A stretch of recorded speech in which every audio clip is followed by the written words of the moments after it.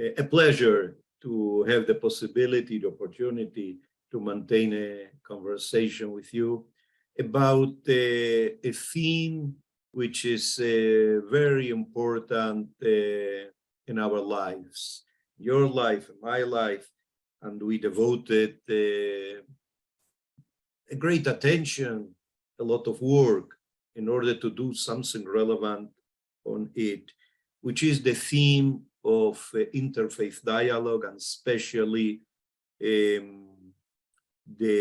Jewish Catholic dialogue. You are currently the president of the ICCJ, International Council of Christians and Jews. What is this organization about? First of all, let me thank you for this invitation. I'm delighted to be with you in this conversation. Let me say a few words about the ICCJ, the International Council for Christians and Jews.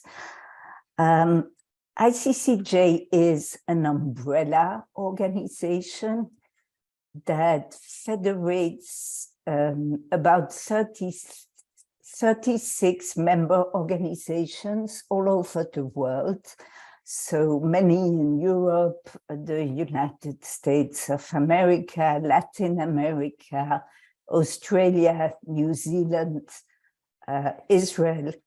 And this organization was founded in the wake of the Seelisberg Conference, which took place in 1947 in a small town in Switzerland, Seelisberg. It was then called an emergency conference on anti-Semitism, and it was a gathering of Jewish and Christian theologians and historians, all Christian denominations, Protestants, Catholics, and Christian Orthodoxy were part of this drive to meet 2 years after the devastation of European Jewry, and in an effort to try to understand what happened, what is at the heart of this hostility between Christians and Jews, with the consequences that we know. One of the important participants at this conference was a French secular historian, Julie Isaac, who had spent most of that period of the war in hiding in France. He escaped by chance, like all the Jews who escaped.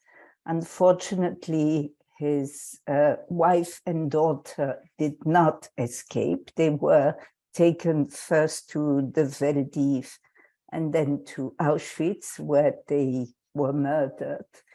Julie Isaac started his work as a historian during that period, and while he was in hiding, trying to read the gospel with the eyes of a secular historian. He was the son of a Jewish secular family.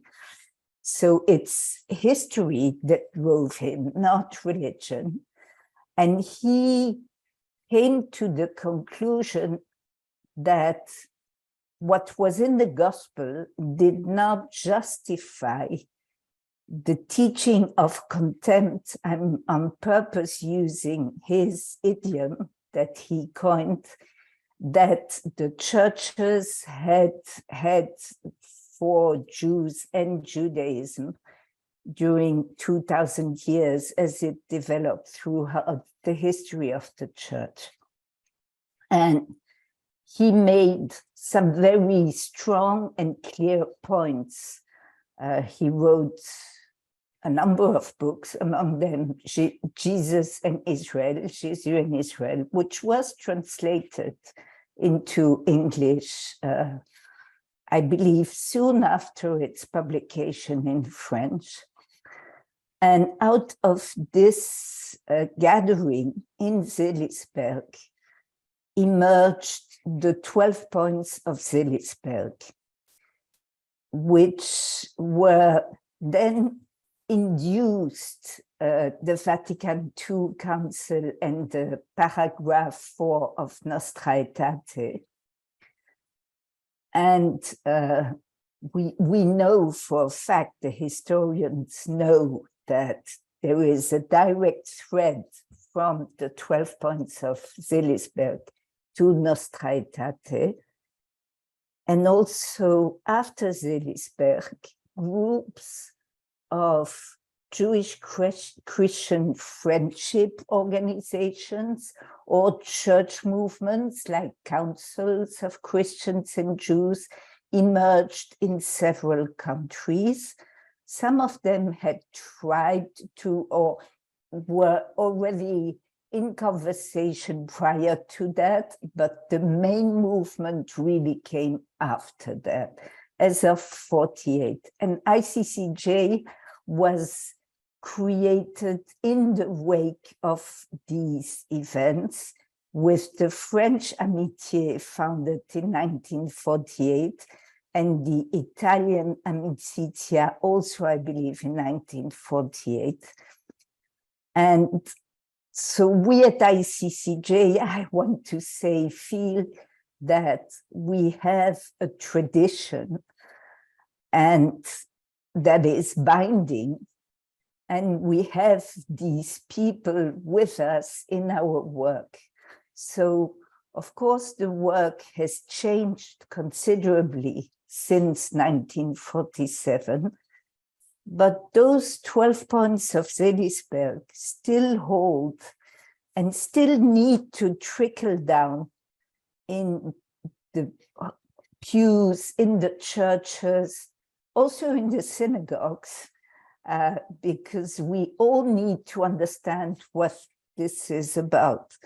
I will add that ICCJ published an important document that is the 12 points of Berlin. Actually, Seelisberg was 10 points, and Berlin document is 12 points. And but you see, this collides in my mind because I feel that they are with the same content. The ICCJ document formulates 4 very developed points for Christians, 4 very developed points for Jews, and 4 points addressed to all of us, people of faith, and also, I believe, people of none, if we can get them to participate in that movement. And documents are important because people need something that gives a structure to their thoughts and to how they act towards the other being the Jew or the Christian. When I speak to many Christian friends in France, for instance, they are not aware that the teaching of the church, the teachings of the church were anti-Judaic, not anti-Semitic, but directed against Judaism as a religion. They never realized that. It mostly comes as a huge surprise to them. So today the church says Jesus was a Jew, and that doesn't really mean anything to people unless they understand that Judaism is a living tradition today, that it was a living tradition then, and that Christianity did not, it it emerged in a mirror trying to say this is not right and we are right. But this is not what Jesus said or did or demonstrated in the gospel. And in saying that, I'm actually coming back to Julie Zach's teachings. So see, all of this holds together. Undoubtedly that there is a very tight liaison between Seligsberg and Nostra Aetate for all what you explained, but there is an historical moment that we must remember when Jules Isaac met with John the 23rd. Yes. And in this meeting, he gave him this famous book about Jesus and Israel, and for sure the points of Seligsberg. And at the end, John the 23rd answered to him some very, very special way. He let him know that we are going to do something. Yes. And he so began really the process that finished with Nostra Aetate, and specifically with the 4th chapter in Nostra Aetate. Now, how is that you came to this theme, to this arena of the Jewish Catholic dialogue, or the dialogue at large between Jews and Christians? What moved, what inspired you to do this? So when I revisit my personal history of this, after revisiting Seligsberg, Julie Zach, and in a very modest way, I will turn to my personal story. First of all, I am the daughter of survivors of the Shoah on both sides, both my parents, originally from Germany and Poland, were survivors. So I grew up with that untold story of what they had gone through, but it was always there in the background.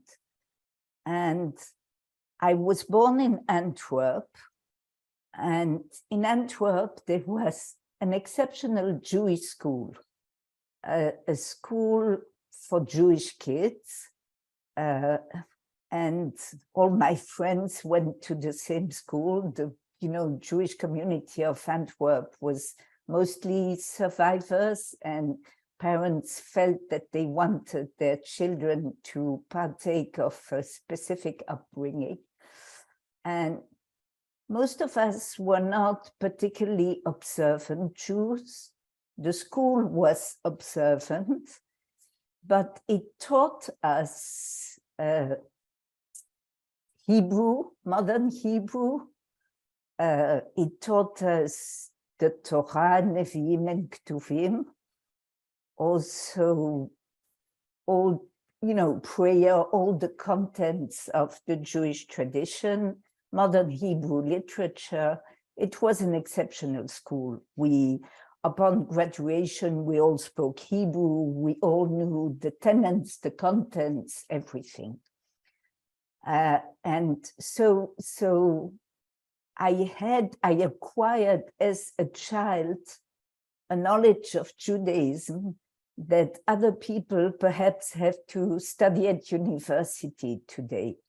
But it came very naturally as part of my upbringing. I think that's a very important element.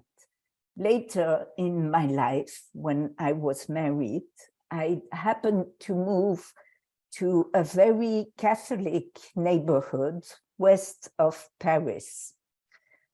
And there weren't many Jews there.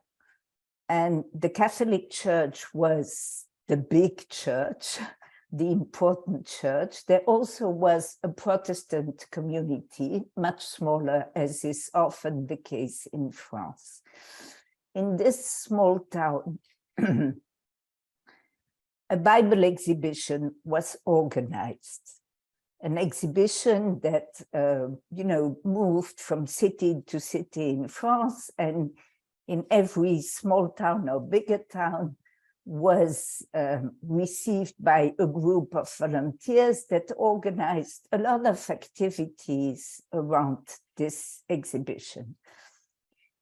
For Catholics and Protestants, I was the natural interlocutor to participate in the organization of that exhibition locally, which is still amazing to me because that was 30 years ago. And people didn't have the understanding of Nostra Aetate that we have today. And I can give you many examples to that. Things have really changed. Because I've been in this for 30 years, I can measure the change in mentalities that I have witnessed. So when I was part of that organizing committee, in the beginning, I had to explain everything, very basic things, like you want to do something with Jews, don't organize it on Friday evening, don't organize it on Shabbat, don't serve them pork chops for dinner.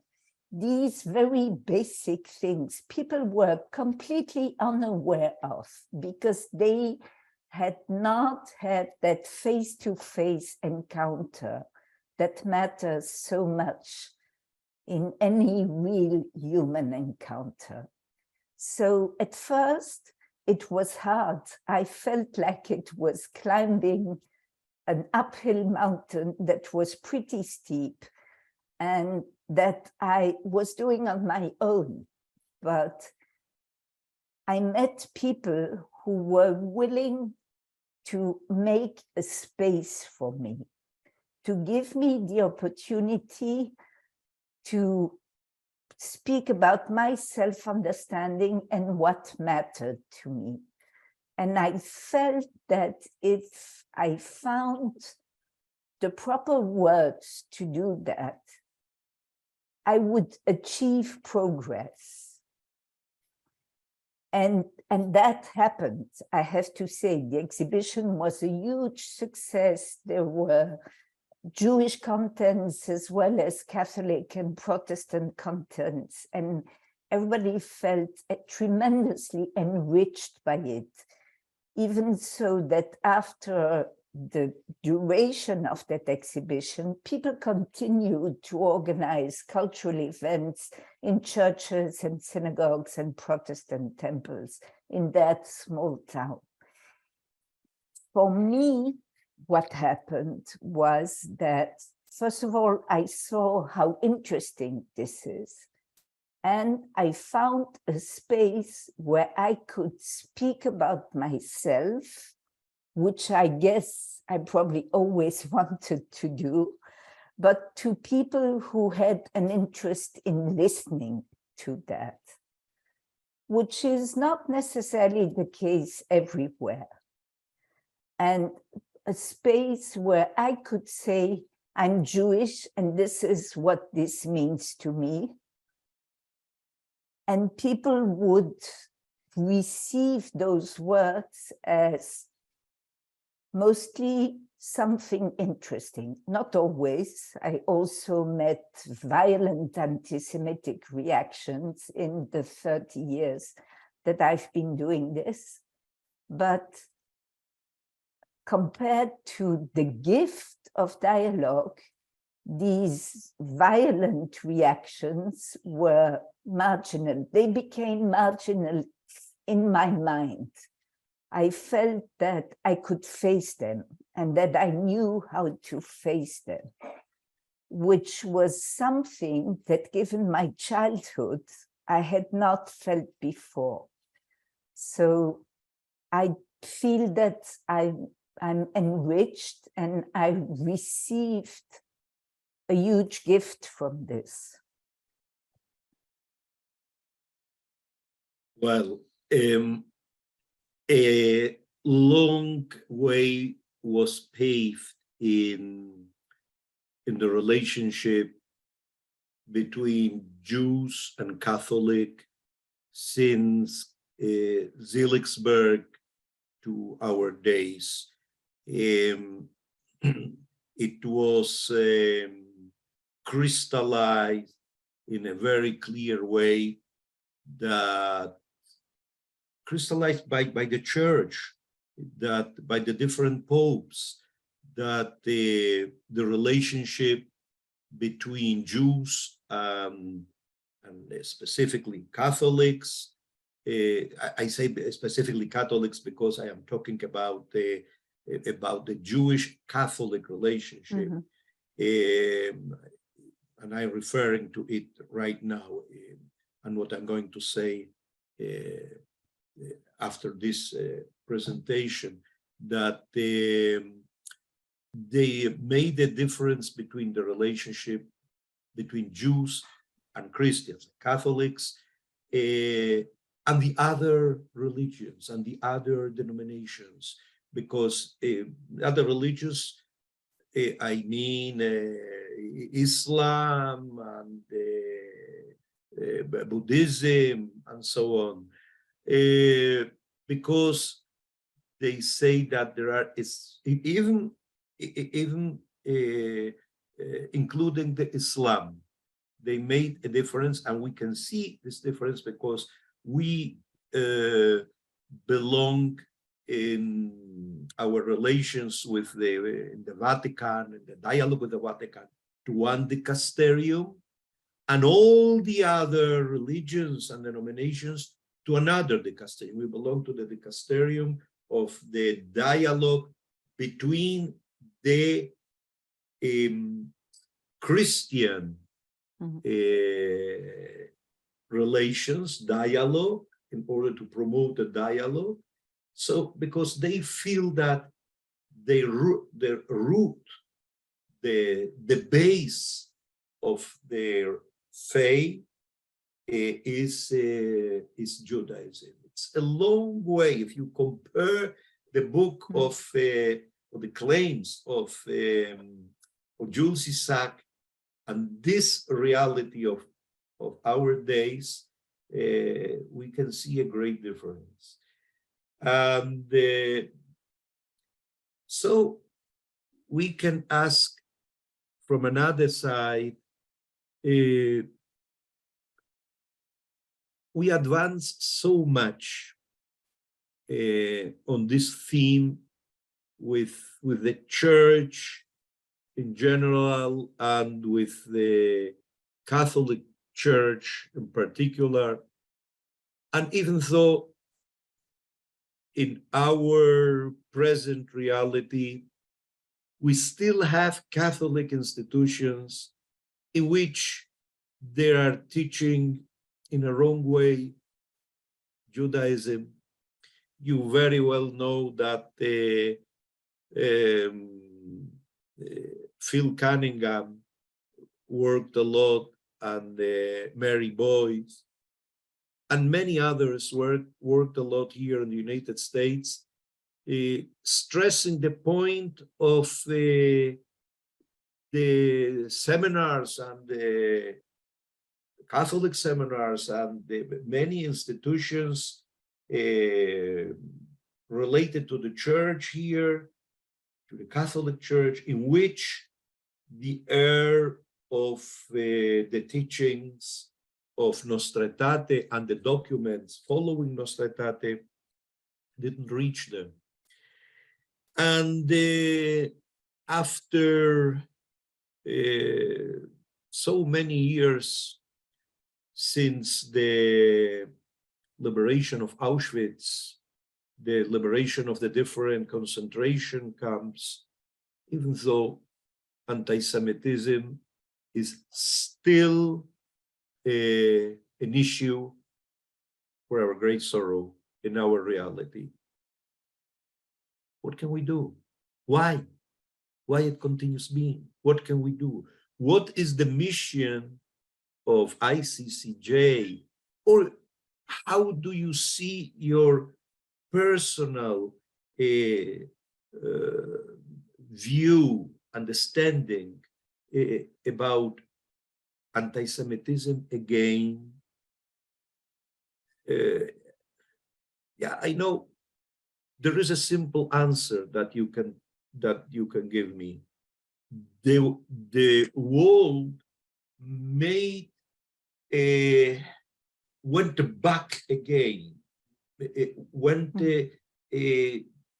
Again entered in a process like the process like the world that we saw through the books of history before the beginning of the Second World War.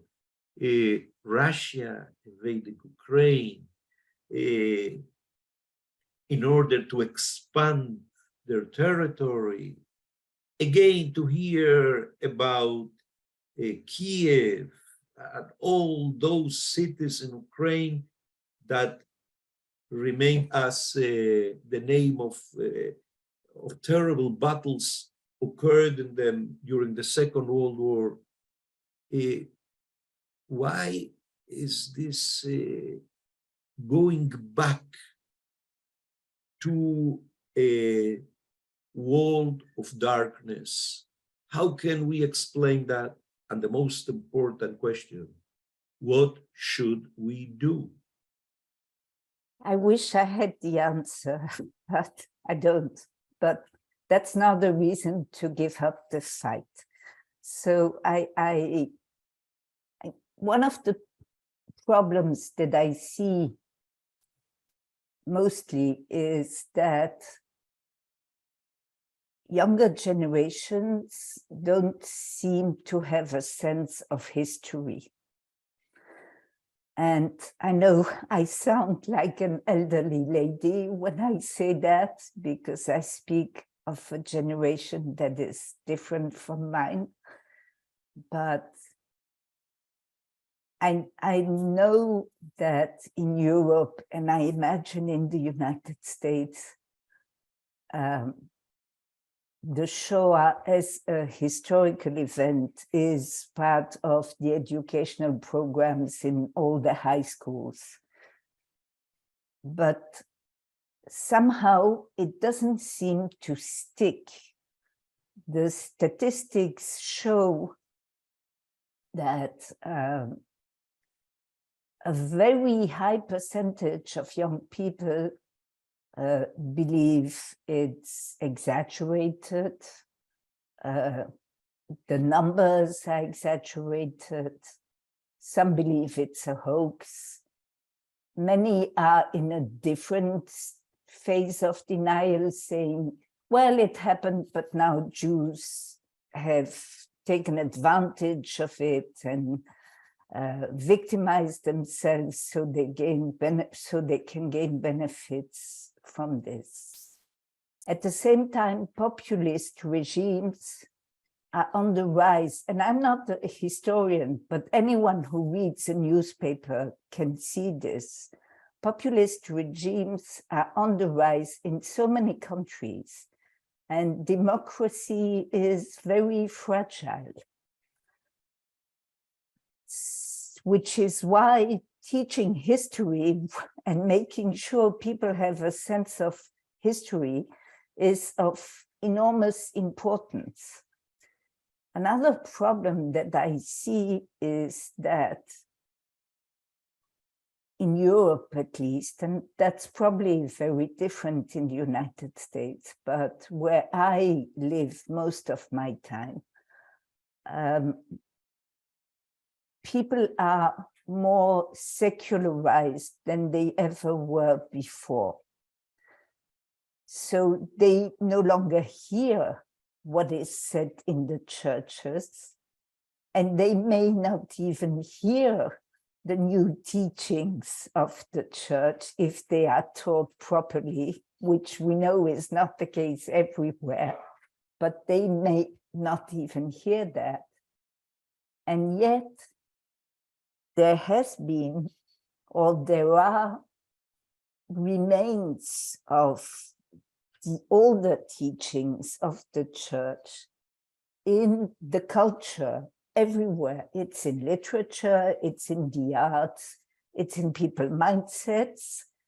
And I'm not even talking about the echo chambers of social networks where people are fed always the same information because that's what they're looking for, with not much to counter that. So I think we must all fight against anti-Semitism. I would even go as far as saying that it shouldn't be the Jews who fight against anti-Semitism.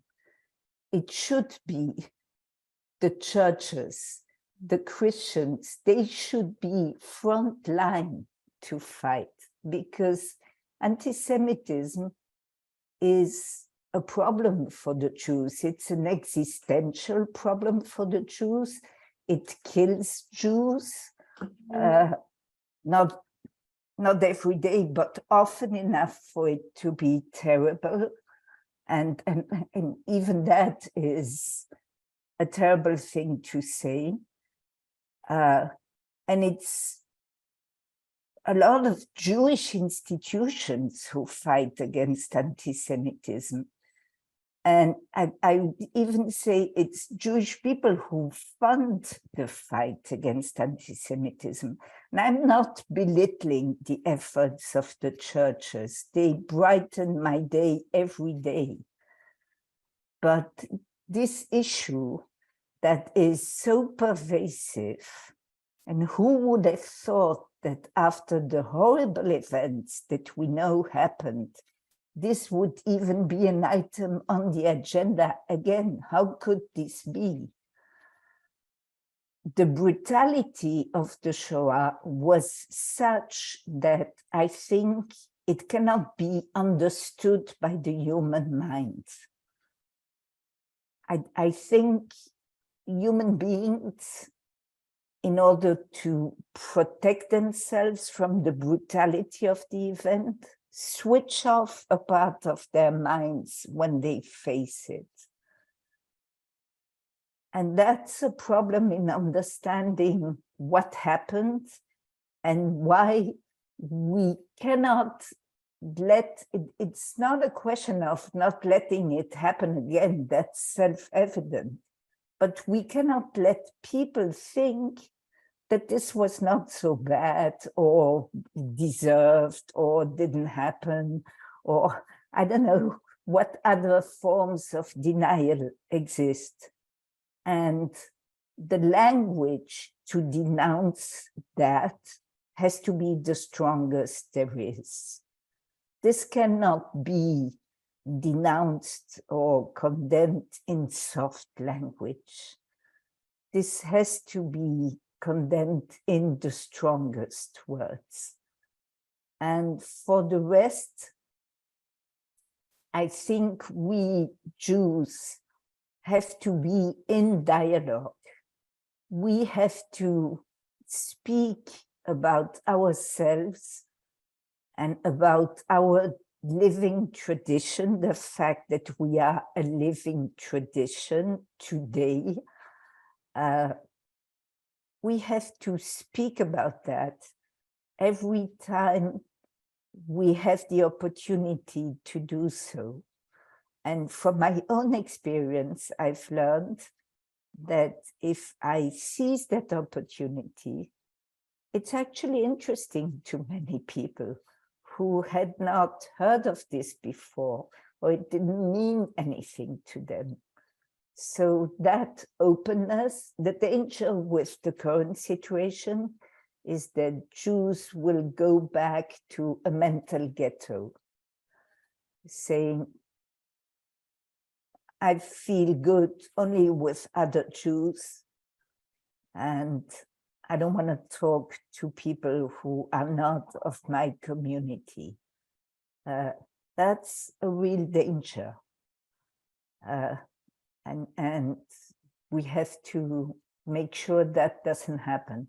So there is a double task at hand. We need to speak outside of our community and intra-muros of our own communities. A lot of work to do.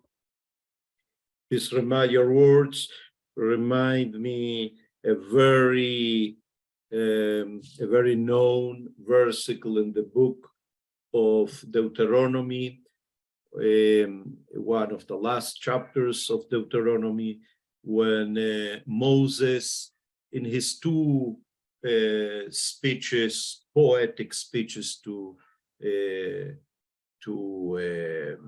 people of Israel, said, "She'al avicha ve'yagetcha zekenecha ve'yomru lach." Ask your father, and he will tell you, your elders, and they will tell you what happened in the past. History has a very, very important mission. And the first mission is to go very deep into the historical processes, to analyze not only dates and events occurred in this year, on that year, this battle, the other battle. No, what really was the behavior of the rulers and of the people, what occurred, because what history teaches us is that the things repeat themselves in history, with different characteristics, but with the same core problem. The hate that we are witnessing, that is going on in our days, is very close related to the hate that humanity developed in the 30s. There are a lot of links relating this hate with the other. I have absolutely the same idea.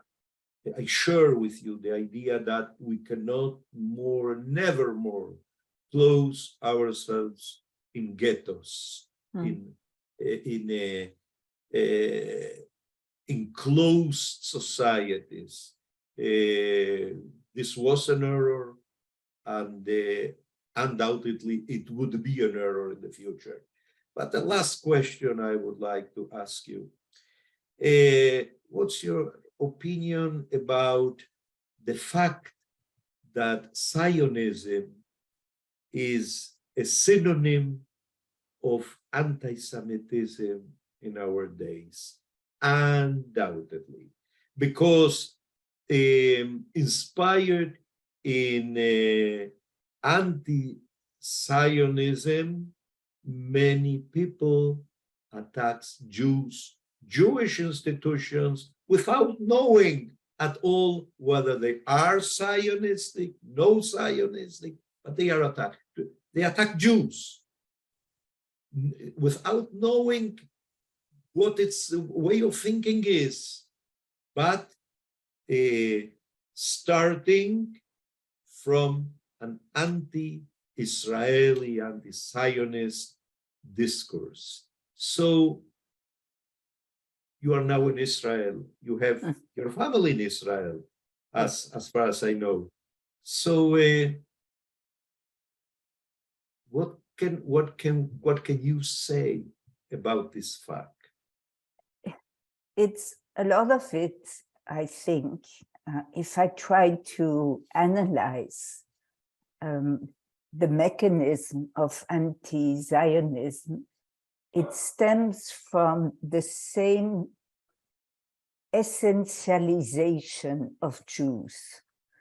When you see Jews only with certain traits, certain characteristics, Jews want to rule the world, Jews want power, Jews want, when you take these traits and these traits only, and you make them the essence of how you perceive Jews, Judaism, and the state of Israel, you are being anti-Semitic, you are being anti-Zionist, and there is a clear equation between the two, because the state of Israel is a very diverse population with many different political views on what should be done, what should not be done, like any other country.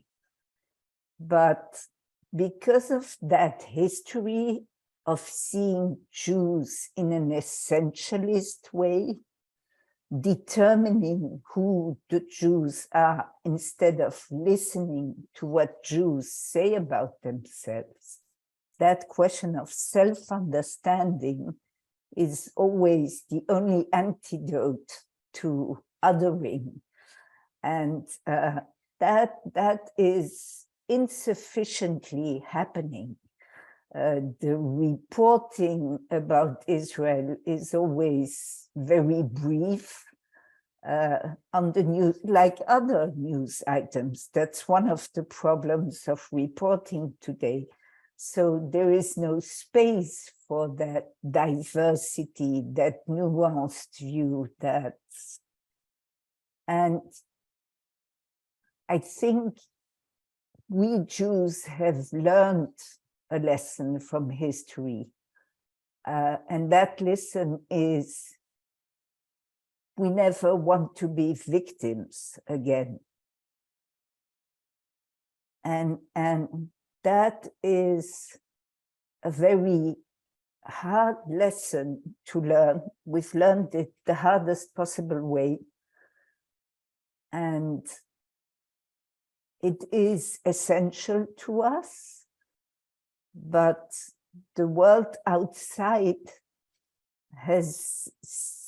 likes that Jewish victim situation, a Jew that is not a victim, that defends himself, brutally or not. I'm not going to enter into that. That's a completely different conversation. That is something that nobody is used to. And it will take a lot of understanding of what that means. I have to say, I was in Germany this summer. I participated in a workshop with the Lutheran Church of Jordan and the Holy Land, and the German Lutheran Church at the World Council of Churches Assembly in Karlsruhe. And we led that workshop together, Lutherans and Jews, as people of faith. It was a not political workshop. We all know that the World Council of Churches also sometimes has a political agenda, but this was a non-political workshop. And I spoke to a lot of people who attended, participants who attended that workshop. Many of them were Germans, German Protestants, and they carried so much anxiety about the subject, wondering, asking me if I think this about Israel, is this anti-Semitic? Because they didn't want to be anti-Semitic, and were very troubled by the fact that perhaps they were. And that was a learning experience for me, because I learned not to hurl accusations easily. Sometimes it's very clear when people are anti-Semitic, but sometimes it's out of lack of knowledge, not necessarily indifference, but lack of knowledge, being prisoner of a certain view of history, of information that is perhaps not accurate. So that is very, very tricky. It's very delicate. I wish we could have a personal conversation with all the people who wonder if what they think is anti-Semitic or not, but we know we can't, right? There aren't enough Jews in the world, and certainly not enough Jews dedicated to that work to do that. But I think we need to bring a new understanding to that subject. And it's difficult to develop that new understanding because there is a lot of anxiety, both on the Jewish and on the Christian side. It's not the same anxiety. It should not be put on the same level. But when people are anxious about something, that needs to be addressed in a way and not censored. And that's very difficult to do, but I think that an organization like ICCJ that dedicates its mission to dialogue can be very helpful with that.